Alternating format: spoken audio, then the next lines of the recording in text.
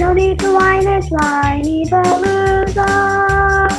Have some wine and join us on the Whinypaluza podcast with Rebecca Greene. Welcome to the Whinypaluza podcast. I'm your host, Rebecca Greene.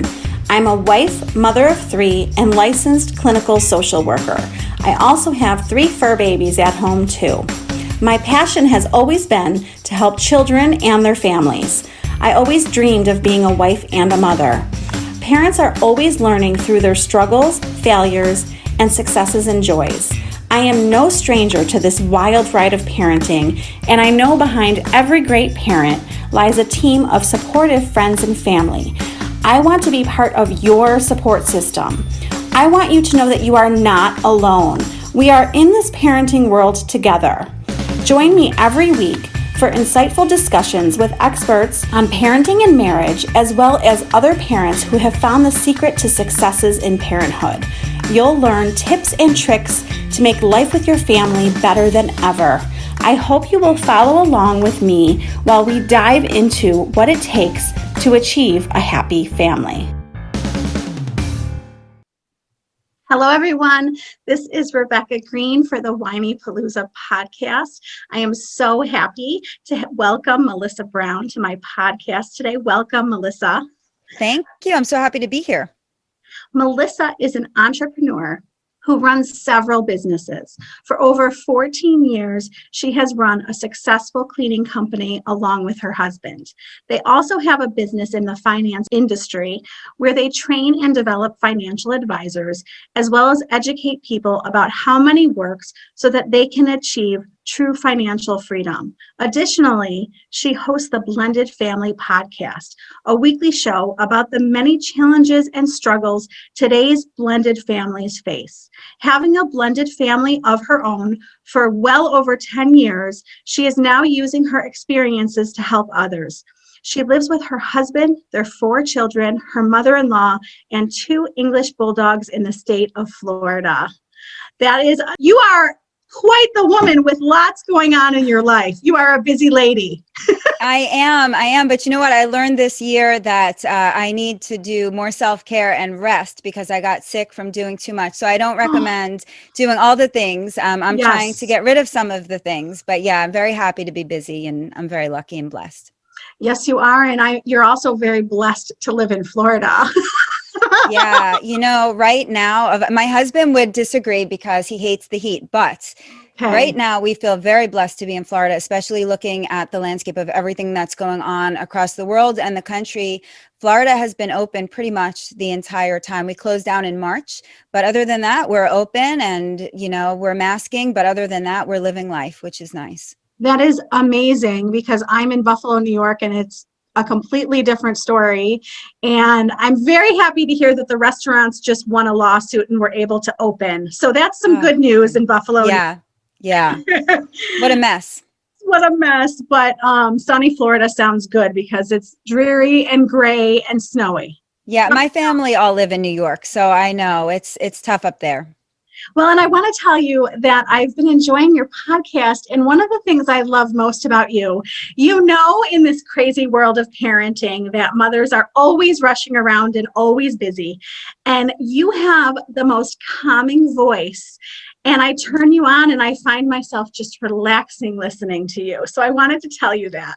Thank you so much. People have told me that. I hate the sound of my voice, but I think most people say that about themselves. So thank you so much for the compliment. That's so funny that you don't like your voice and I'm like in love with your voice. Oh, thank you. So I want to jump in and I want to ask you, what inspired you to get started helping blended families? Yeah, so I had a blended family of my own for about 7 years when I decided. And at that time, there just weren't a lot of resources out there for us. So true. Yeah. And I remember, we went through a lot of struggles, especially the first 7 years of our relationship. They always say it takes 7 years to really get things meshed well.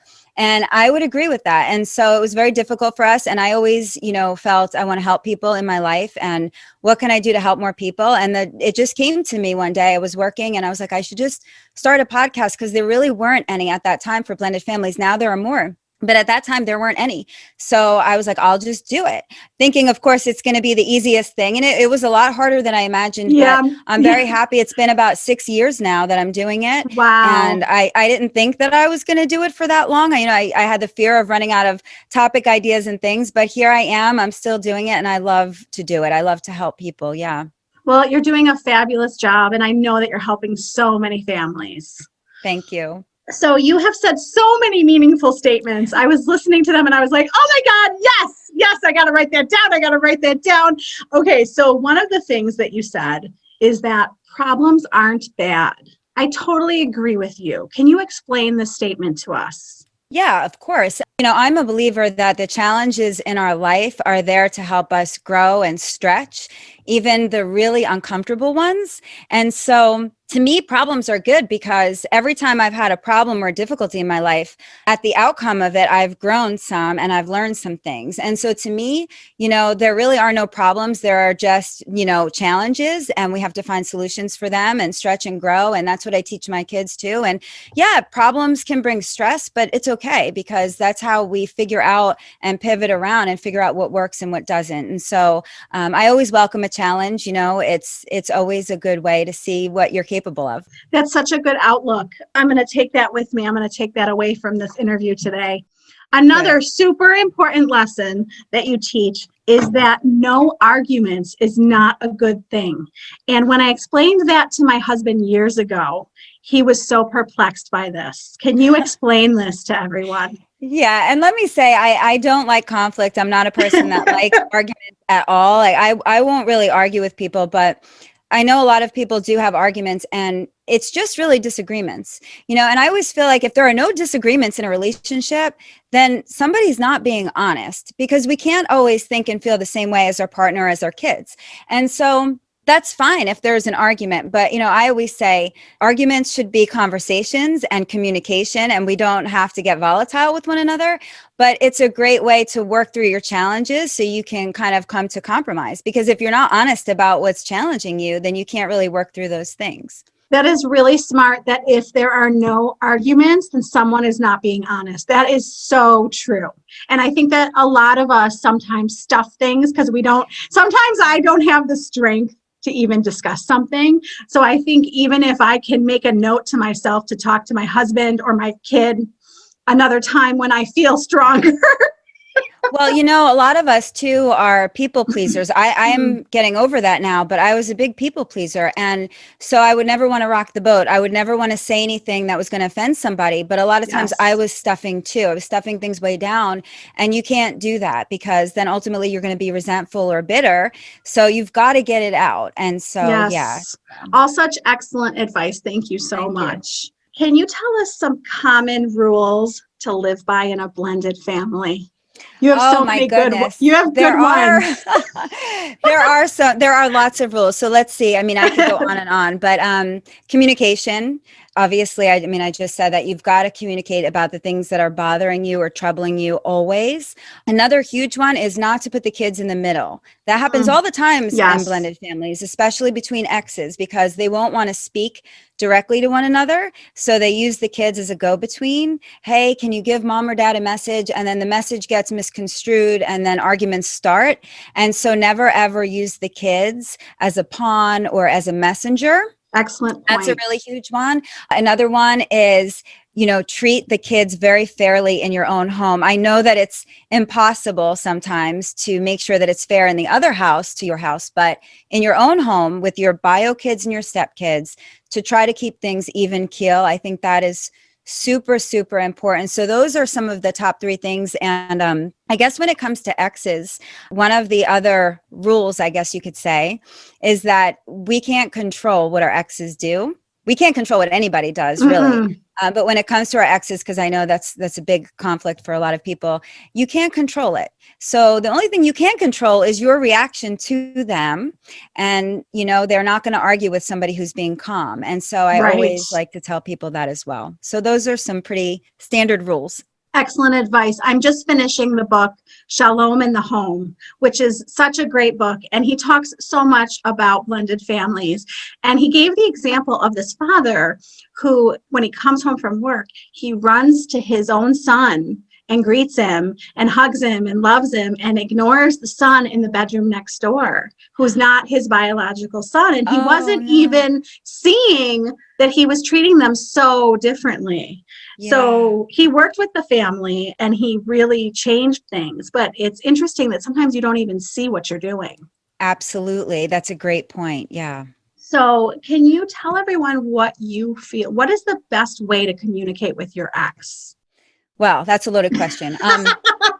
It really depends, right, on the relationship that you have. And so I would say if you have a contentious relationship, if every time you try to talk to your ex, it spirals into an argument, then I would say don't speak to your ex. Then I would say correspond through texts and emails and things like that. And there's a lot of co-parenting apps now that are great for communication, so you don't have to do the face-to-face. If you can speak face-to-face and things are okay, I would still try to keep it as a business relationship. You know, make it strictly about the kids and the things that are important, not bring up problems or bring up issues of the past if you can help it. I would always say treat it as a business relationship. Now, some people say, well, hey, I'm best friends with my ex and that's not a problem for me. And if you say that, I say good for you. That's amazing because not everybody has that. And if you can cultivate a great relationship like that with your ex where you can communicate about things, that's wonderful. But I still say be careful about how much you share because there's times in life where it ebbs and flows, right? You could think everything's great for a while with your ex, and then something happens and triggers somebody, and then there's an argument and people aren't speaking again.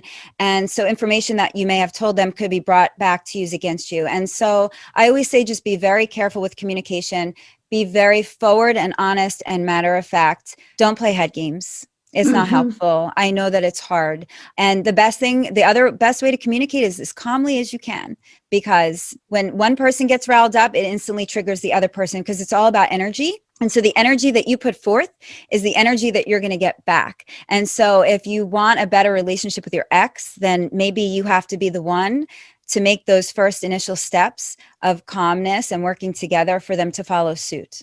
That is excellent advice. And it is amazing to me, the apps that are developing out there. I mean, there's even an app to communicate with your ex. My mind is blown right now. Yeah. Well, you know, people have had to do this because what would happen is there was so much miscommunication going back and forth, and then lawyers would need to get involved and people weren't documenting things. And then it's a fight over he said, she said, and then the kids get brought into the middle. And so one of the apps that I promote on my podcast is FAYR, FAYR, but there's loads of different ones.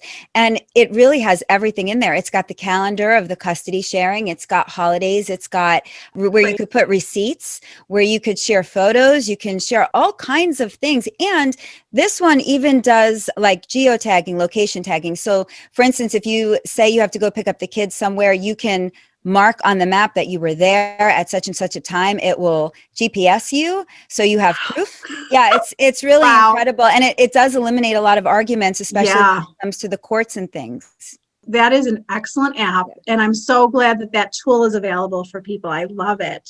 You have touched on not putting kids in the middle. Yeah. You've touched on that. How do people avoid doing that? It's so hard. I mean, it's very hard because people just do it naturally and they don't even think anything of it. You know, like asking to deliver a message seems very, very innocent, but I've seen it much, much worse. You know, we have cases of parental alienation, and that's where you see this to an extreme, where parents are actually trying to turn the kids away from the other parent by sharing all kinds of information. A lot of it is misinformation. And so this is a very big problem. And the ones that suffer the most here, obviously, are the kids. This is traumatizing for them. They don't want to hear things about their other parent. They don't want to know that the other parent is doing something wrong. And we really have to remember this as parents because, you know, we've all been there. It's very easy when we get mad at our ex to let something fly out of our mouth. But we really have to remember that those little ears are listening and it's hurtful to them and they don't understand. And they're trying to put meaning on the stuff that they're hearing when they don't really understand the context of everything that you've been through. And so, you know, I would say the most important thing you can do is not get the kids involved in your affairs at all. They don't need to know. And always be age appropriate with your kids too. That's another thing. You know, we try to tell kids bad things about our ex when they're too young to even understand what it means. So it's very, very damaging. Excellent advice. All excellent advice. It's not easy to do, but it's so important to do.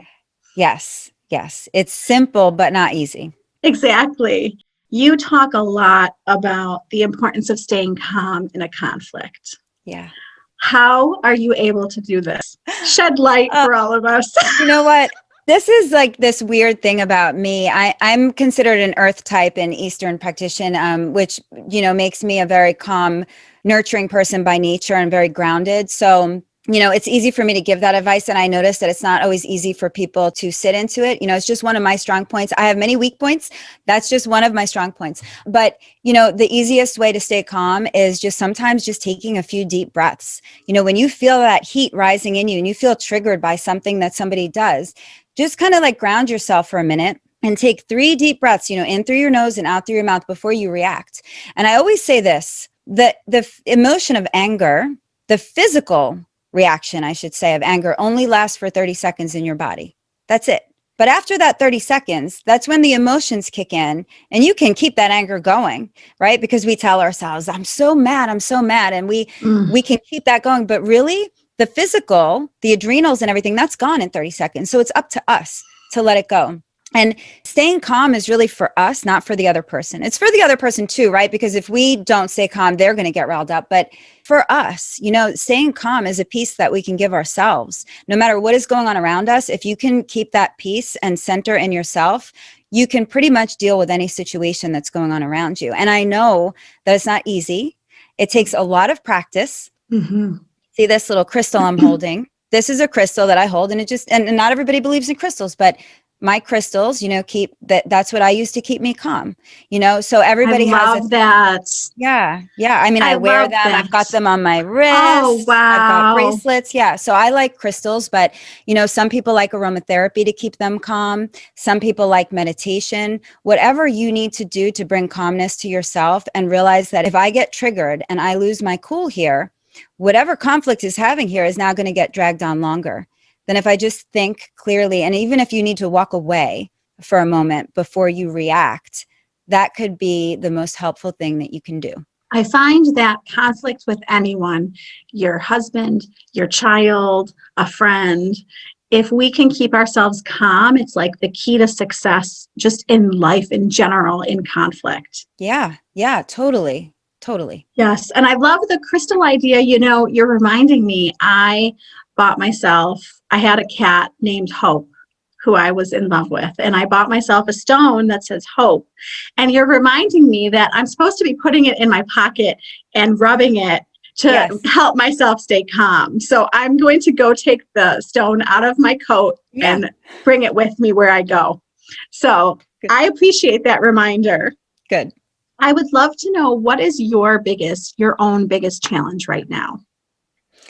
Well, I would definitely say raising teenagers is pretty challenging. That's been the ongoing challenge for the last few years, I would say. And actually right now, this has been a good year. I mean, I know it hasn't been a good year for many people because of COVID, but for me personally, because my kids are a little bit more isolated right now, I don't have to worry about as much trouble that they can get into or driving and things like that. Good point. It's really scary, having teenagers, and also trying to help them cope with the current situation in life right now, helping get them through it. So I would say those are the challenges right now, but we're kind of at a sweet spot right now. I feel our kids are 21, 20, 17 and 17. And so they're becoming so much more independent. And, that feels real. I'm like, I can't believe we did it. We got here. Like there was a point. Such a good feeling. Yeah. There was a point that I thought, the beginning, I was like, we're never going to get there. Like this is so hard. And so to be here now just feels incredible. Well, and you touched on such an important point, because our kids are struggling right now. And I think it ebbs and flows this year, over these past 10 months, on, are my kids doing well? Are my kids not doing well? So when they're struggling, I would love to hear if you have any pointers for people to help them. Yeah, this is a really hard time. The main thing that I would say, with kids right now is you need to be communicating with them a lot. Yes. Because most of what kids are learning and seeing is all on TikTok and online and on social media, and we don't know the information that's some of it is accurate and some of it is not. And there's a lot of violence in our kids' world. In fact, I just had a conversation with my daughter last night, and she's 17. And she said, Mom, she doesn't like her generation. She doesn't like what they stand for. But she was telling me that it's just nobody thinks anything about the violence. Like, it doesn't affect them. If I was to turn on the TV and see somebody get shot, it would kill me inside. They can see that and not be as affected. And that was very disturbing to hear that come out of her mouth last night. And I've heard it from other kids too. And so that tells me that they're being exposed to a lot. And there's also a lot of mind control and things that they're being exposed to in movies and music and things like this. And so to counteract that, you've got to be a very open parent. You have to communicate a lot. You have to be involved in their life. And it's hard when, especially as they get older, they just want to lock themselves in their room, but you kind of have to be on top of them and you have to see what's going on in their life, and make sure that they don't feel isolated. There's some kids that feel very isolated right now. We're lucky because we have family and everyone's around, but there are households where, kids are abused and now they're home more and they're not able to escape that, or they don't have food. There's a lot going on. And so, I pray a lot for all the kids in the world that maybe don't have the greatest household situation. But helping your kids through is just making sure you're there for them and talking to them and asking them what's on their mind during this time, I think. Excellent advice. Yes. Yes, it ebbs and flows. Sometimes my kids seem to be doing great. My kids are 13, 11, and 8. So okay, a little younger. So sometimes they seem like they're plugging along and doing great. And sometimes you can just really tell that they're having a hard day or a hard time. And I'm just trying to be as present and helpful as I can. It's not easy. Exactly. Be present and remind them that this is temporary. I know it feels like That's forever. A good reminder.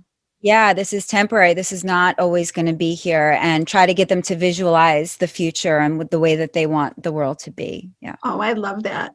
That's excellent. What is the best advice you have ever gotten? And before you answer me, I want to tell you one of my favorite things that you said, some excellent Melissa advice. When you look at things differently, the things we look at change. And I want everyone to know how important that advice is. Yeah. So actually that came from, I think, Wayne Dyer. That was one of the things that he said.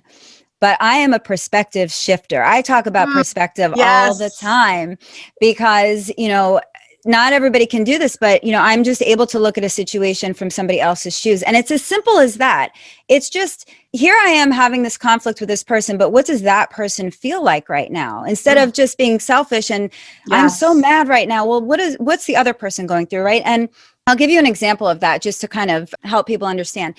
Let's say we're dealing with an ex-wife, and let's say she's very toxic and jealous. And that's just in a lot of blended families, right?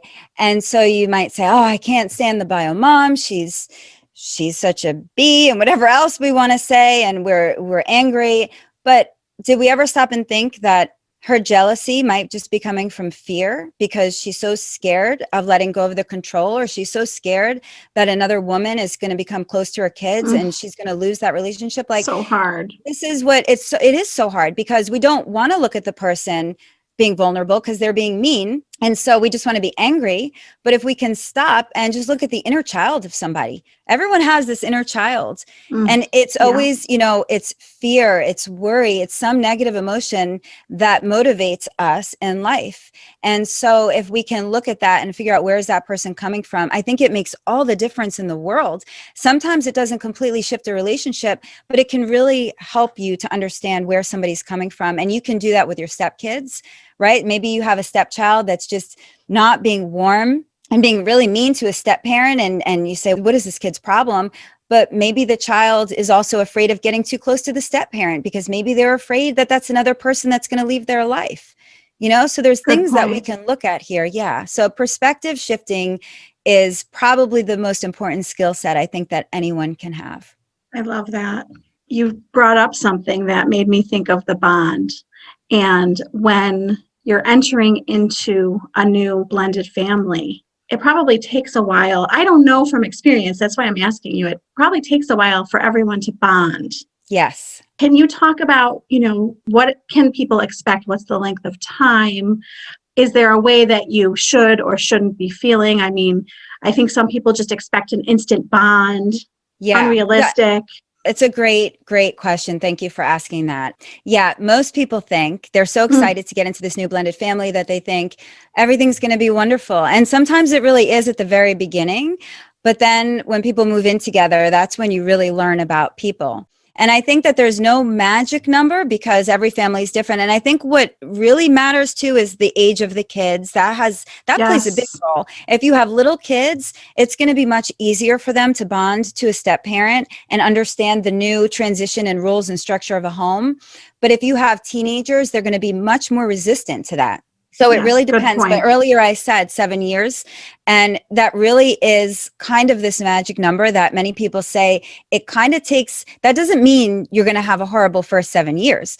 What it means is that after about 7 years, the family feels more structured together, more like one unit, and the bonding has happened much more easily, and everything kind of falls into place around that time. But it could be much sooner, and for some people it's later. So it really depends. And you have to put in the work, right? So it's not going to the family's not going to just bond on its own. You're going to be dealing with a lot of emotions, and if you don't handle those things, if you sweep them under the rug, then you're never going to get to the good stuff. And so that's why I say you've got to put in the work. And sometimes it's uncomfortable. Sometimes it's painful. Sometimes you have to move through difficult conversations. But when you do that, the bonding will happen, and it'll happen much quicker and much more smoothly. But also keeping in mind that people have this pressure on them that Yes. if we don't have that bonding, then this isn't a successful blended family. And that's just not true. Not every family is going to look like maybe the dream blended family. And that's okay.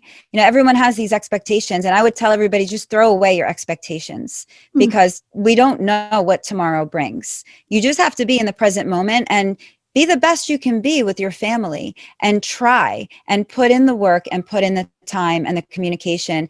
And it's a give and take. And hopefully, you'll get there, but it requires to be self-aware, I think, as a parent too. That's really important. Well, and it's interesting because just in general in life, we can't compare ourselves to other people. So one family might look different than another family, and it doesn't make one family better. Right. And one family might have bonded quickly and one family might take 7 years. Right. So it sounds like lower expectations, patience, hard work. And also, don't take things too seriously. I spent the first probably, 10 years of our relationship taking things so seriously. And I regret that now. I'm like, I was so just a bundle of nerves. And, that was not helpful for anybody in the family or any of our growth. I think we would have grown quicker had I not been so uptight about things. But again, the uptightness comes from the expectations of thinking that everything has to be perfect and good. And it doesn't. It doesn't. Yes. I think that this year, learning to lower my expectations of myself has helped me the most. Yeah. I For did that sure. too this year. That was a big learning lesson for me, to stop pushing myself so hard. And it's beautiful now. Now I know how to calm down, and it's amazing. That was a big lesson.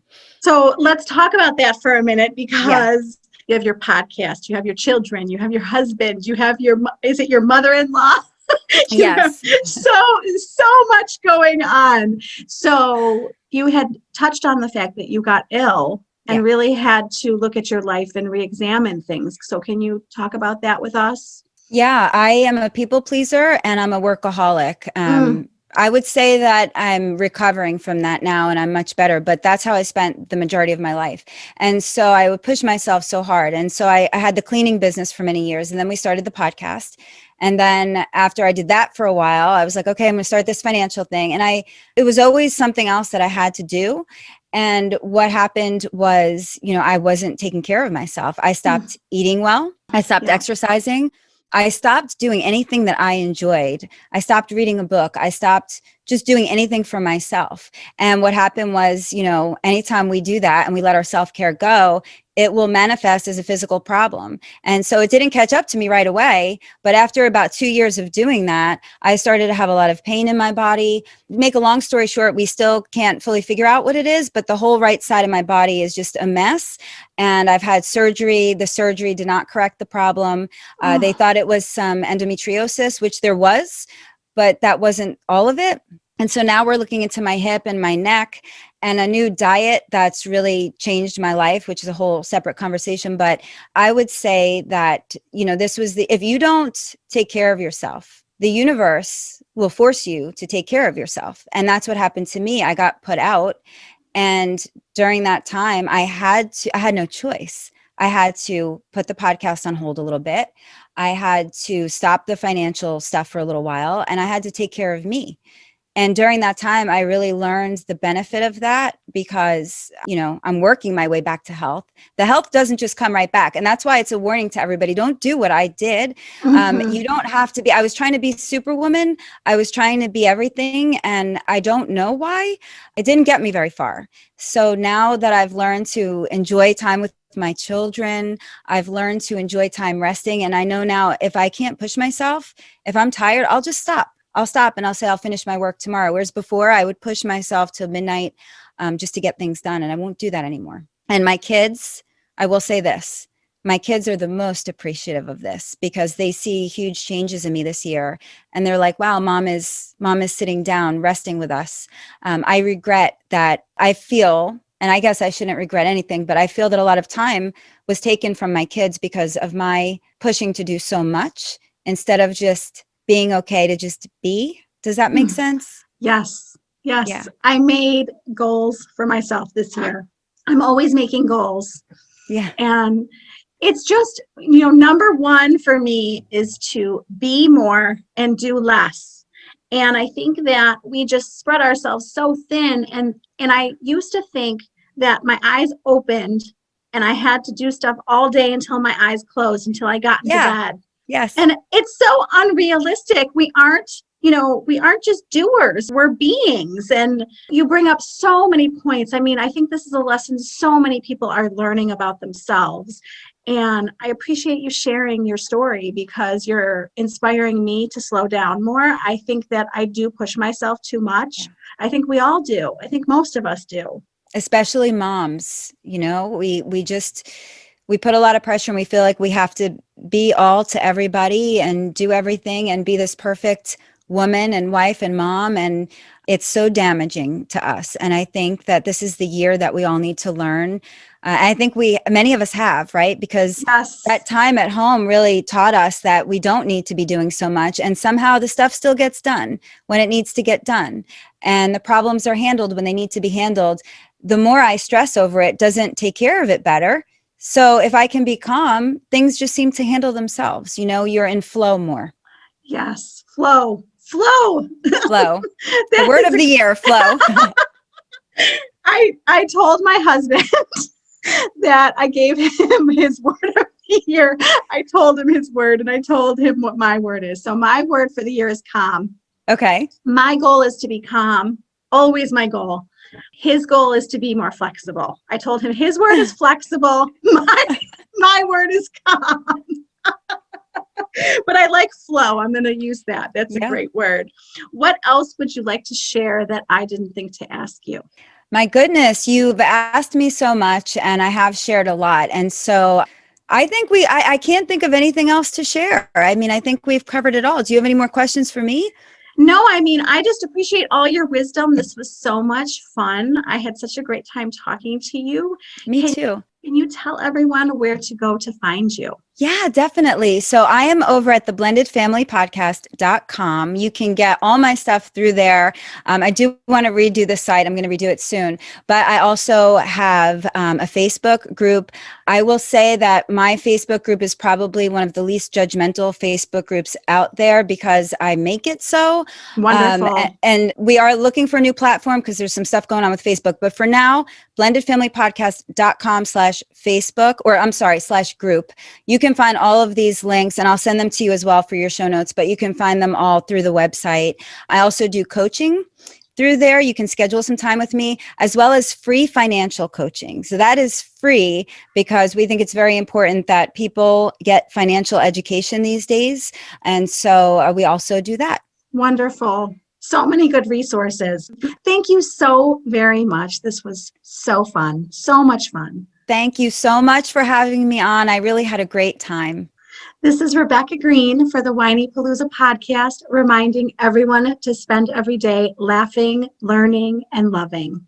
Thank you for tuning in to the Whinypaluza podcast. If you like what you heard, please be sure to subscribe so you never miss an episode. While you are there, leave a review. I love to hear your feedback. Thank you so much for listening. Until next time. This show has been produced by Market Domination, LLC. To discover how you can have your own show completely done for you and turn it into a real published book and become the authority in your marketplace, go to www.marketdominationllc.com/podcast offer.